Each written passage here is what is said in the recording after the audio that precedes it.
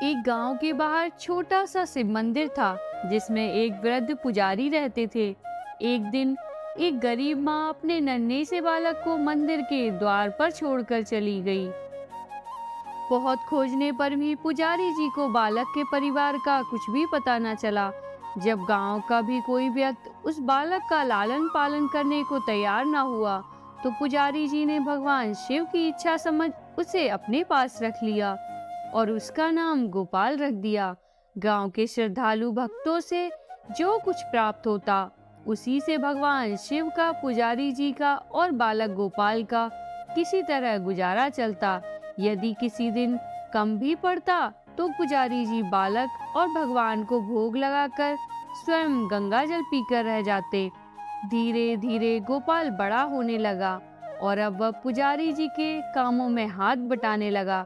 वृद्ध पुजारी जी के थके हारे हाथों को कुछ आराम मिलने लगा, इसलिए उन्होंने गोपाल को मंदिर की सफाई, भगवान शिव की पूजा, उनका भोग लगाने और उनकी आरती करने की विधि अच्छी प्रकार समझा दी। अब वे स्वयं भगवान शिव के नाम जप और संकीर्तन में समय व्यतीत करने लगे। एक दिन भगवान शिव के मंगलकारी नाम शिव शिव शिव शिव का जप करते हुए ही उनके प्राण छूट गए।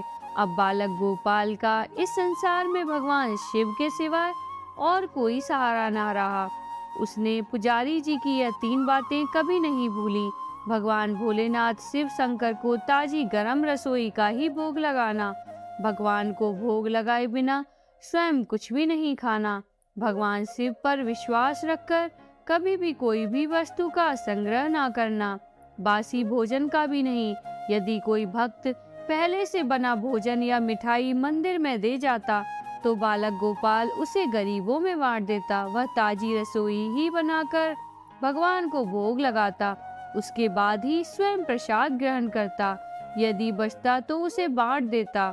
यदि रसोई बनाने को सामग्री ना होती तो भोले बाबा और गोपाल भगत दोनों गंगाजल पीकर ही रह जाते।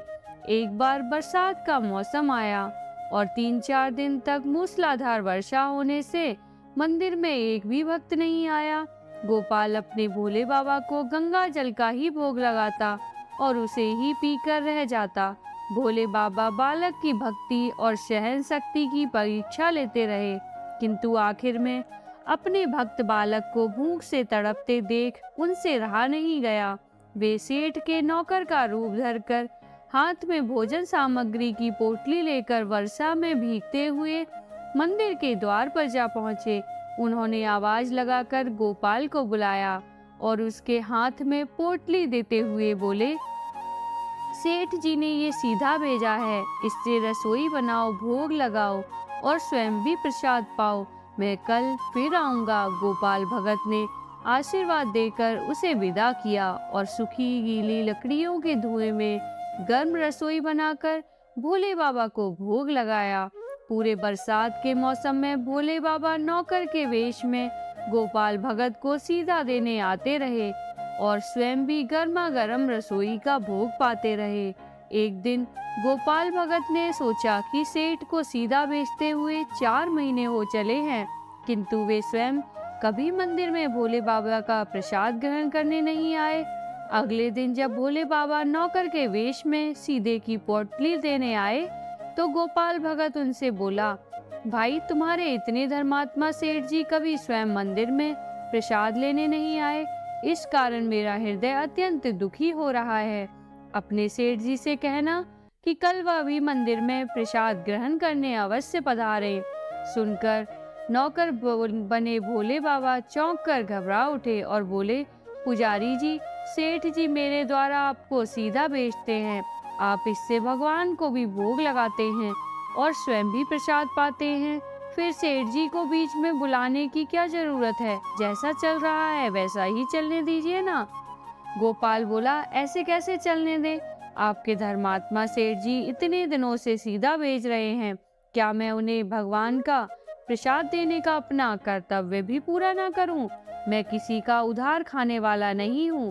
अपने सेठ जी से कह देना कि यदि कल भोले बाबा का प्रसाद ग्रहण करने ना पधारे तो मैं उनका सीधा लेना बंद कर दूंगा। नौकर बने भोले बाबा तो अपने गोपाल भगत की अकड़ देखकर कांप उठे और यह सोचकर मन ही मन हंसे कि वाह, आज तो लेने वाला ही देने वाले पर धौंस दिखा रहा है।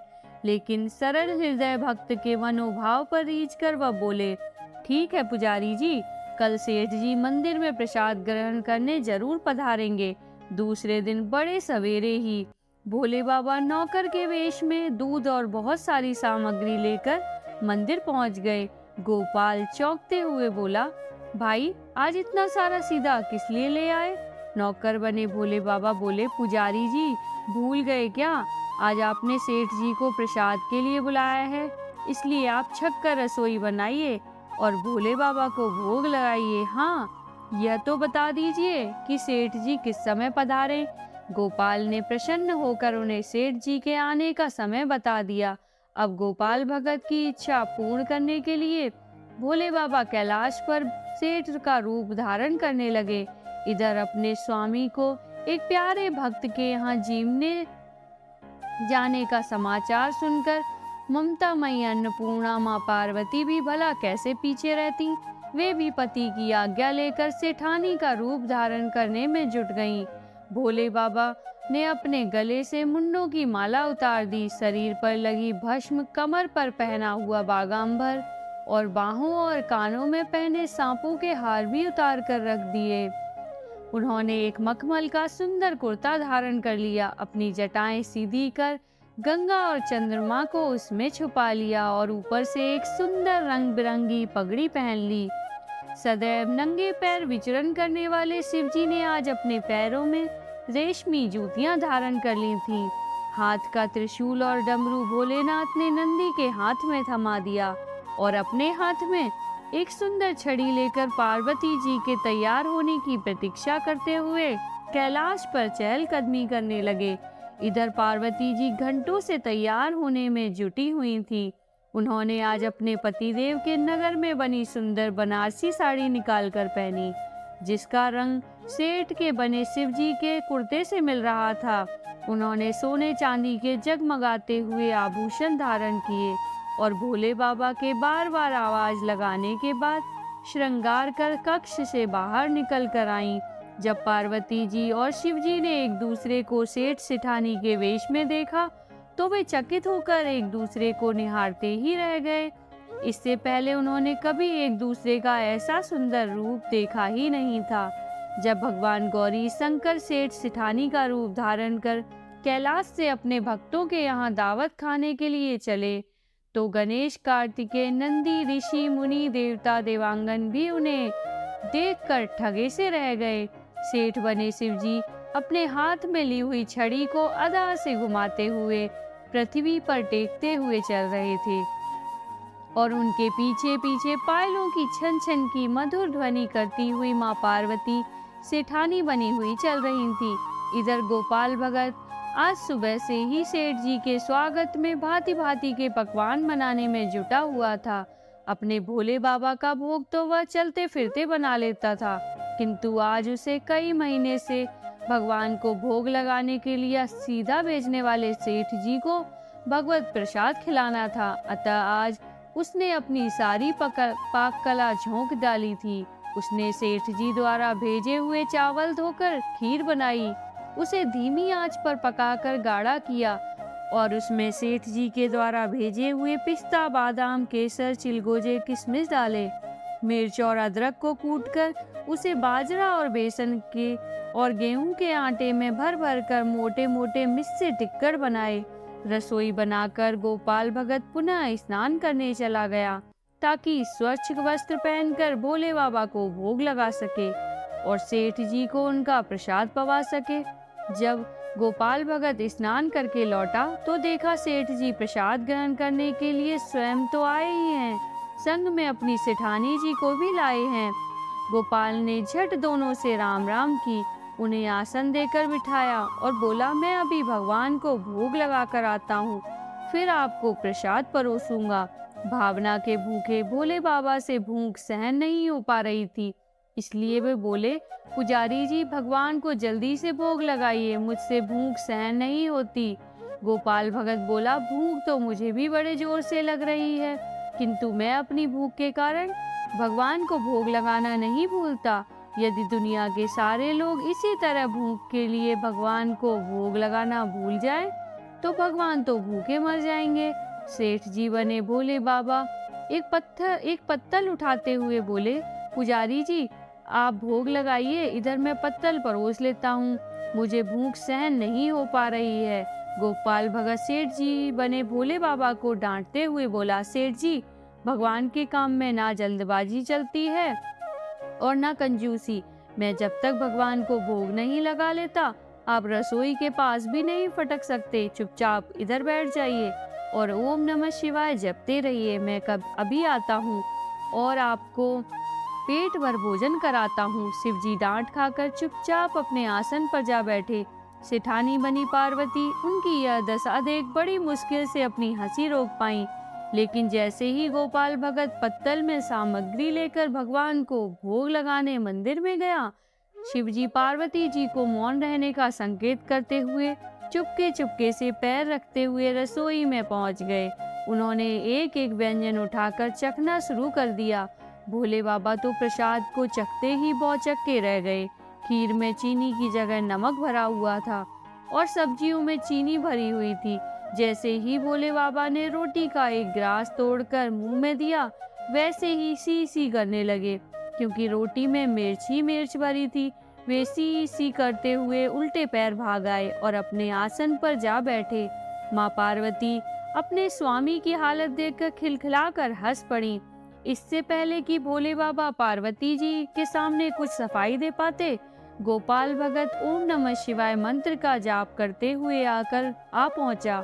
उसने भोग को रसोई में मिलाकर उसे पवित्र बना डाला और फिर सेठ जी के सामने पत्तल परोसकर हाथ जोड़कर बोला, सेठ जी, अब आप प्रसाद जी भर कर पाइए।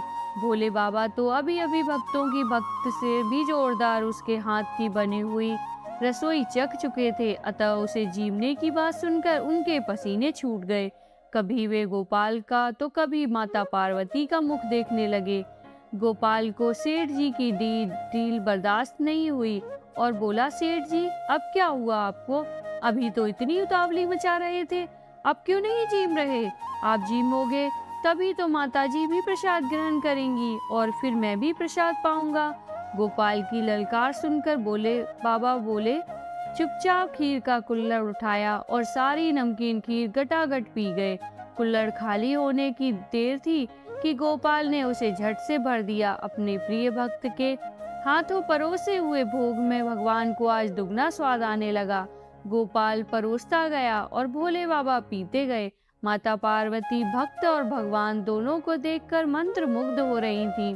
जब सारी रसोई समाप्त हो गई तो भगवान ने एक जोर की डकार ली। गोपाल को होश आया और बोला, वाह सेठ जी वाह, मैं ही बावला था जो इतनी थोड़ी रसोई बनाई। मुझे पता होता कि आपको प्रसाद ग्रहण करने का इतना शौक है तो और भी ज्यादा रसोई बनाता। भोले बाबा अपने पेट पर हाथ फेरते हुए सेठानी बनी पार्वती जी की ओर मुस्कुराकर देखते हुए बोले, पुजारी जी, मैं इतना रोज कहाँ खाता हूँ, किंतु आज प्रसाद इतना स्वादिष्ट बना था कि अपने पर वश ही नहीं रहा और खाता ही चला गया। किंतु तभी गोपाल भक्त रुआसा होकर बोला, सेठ जी, वह तो आपने ठीक किया, लेकिन माता जी तो भूखी ही रह गईं। ममता मई पार्वती माँ से गोपाल का रुआसा मुंह देखा नहीं गया। उन्होंने बची हुई खीर की 4 बूंदें अपने कंठ में टपका ली। भोले बाबा द्वारा भोग लगने से प्रसाद में अद्भुत अलौकिक स्वाद भर गया था। ऐसी सुगंधित और मीठी खीर खाकर जगत जननी का कंठ तृप्त हो गया और उनके तृप्त होते ही सृष्टि का प्रत्येक प्राणी तृप्त हो गया। गोपाल भगत बोला, सेठ जी, आपने और माता जी ने प्रसाद ग्रहण कर लिया, इससे मुझे अत्यंत संतोष प्राप्त हुआ है। समझ लीजिए कि आप दोनों द्वारा प्रसाद ग्रहण करने से मेरा भी पेट भर गया। मेरी तो वैसे भी महीने में 4-4 एकादशी हो जाती हैं, किंतु मैं भी एक दाना ले ही लेता हूँ, जिससे कि भोले बाबा के प्रसाद का अनादर न हो। यह कहकर गोपाल जैसे ही खीर के पात्र में लगा चावल का एक दाना उठाकर अपने कंठ में डाला, उसकी जन्म जन्मांतर की भूख प्यास मिट गई और समस्त वासना और इच्छाओं की तृप्ति हो गई।